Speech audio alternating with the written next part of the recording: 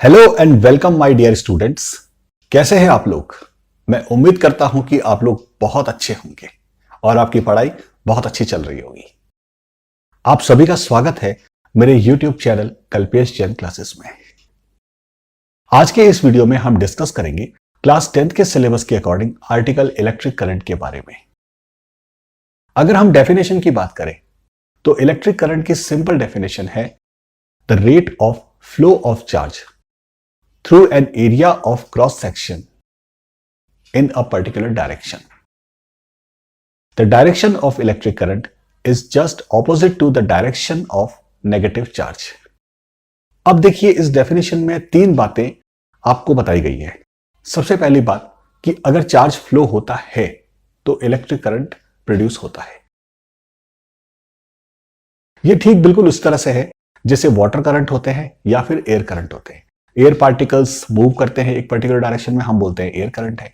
नदी के अंदर पानी के जो मॉलिक्यूल्स होते हैं वो एक डायरेक्शन में मूव करते हैं, हम बोलते हैं वाटर करंट है। तो ठीक इसी तरह से जब चार्ज पार्टिकल्स मूव करते हैं एक पर्टिकुलर डायरेक्शन में तो हम उसे इलेक्ट्रिक करंट बोलते हैं। चलिए ये तो बात हुई प्रॉपर्टी की।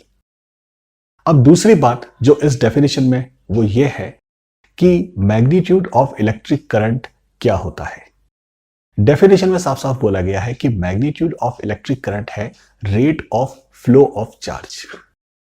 Rate of flow of charge क्या होता है?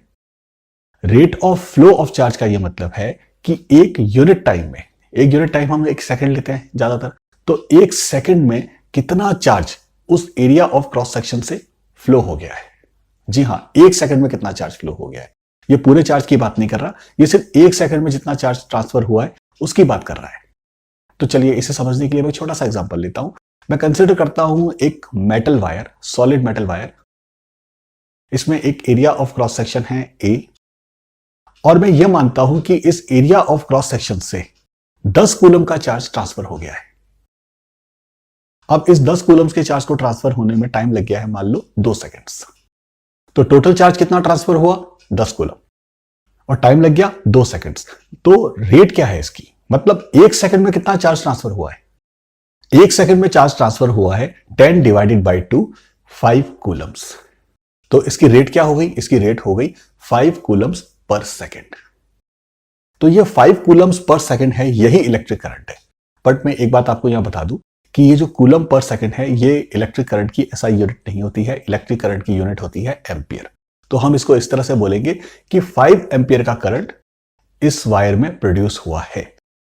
एम्पियर करंट की ऐसा यूनिट है, लेकिन कई बार क्या होगा जब आप न्यूमेरिकल सॉल्व करेंगे तो और कुछ आर्टिकल्स पढ़ेंगे तो आपको करंट की यूनिट आपको माइक्रो एम्पियर या मिली एम्पियर में भी मिल जाएगी।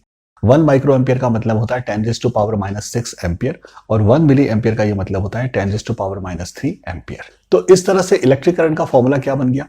इलेक्ट्रिक करंट की डेफिनेशन हो गई the rate of flow of charge. तो फॉर्मूला बना the total charge transferred divided by time taken.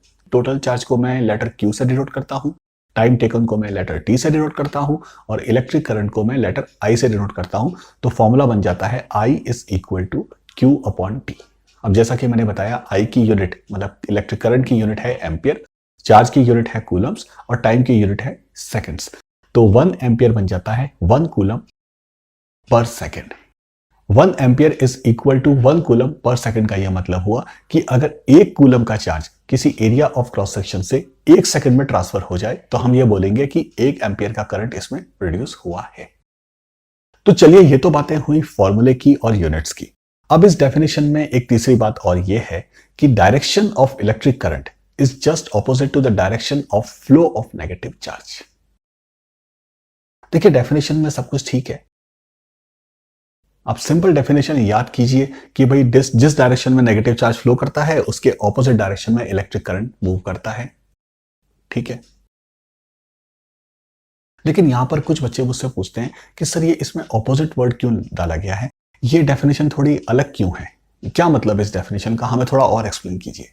तो देखिए मैं आपको बताता हूं। बात यह है कि जिन दिनों में इलेक्ट्रिक करंट का इन्वेंशन हुआ, इलेक्ट्रिक करंट के बारे में खोज हुई, उन दिनों में साइंटिस्ट लोगों को एटॉमिक स्ट्रक्चर के बारे में ज्यादा कुछ पता नहीं था। उन्हें यह तो पता था कि मैटर में 2 तरह के चार्जेस होते हैं, पॉजिटिव चार्ज और नेगेटिव चार्ज।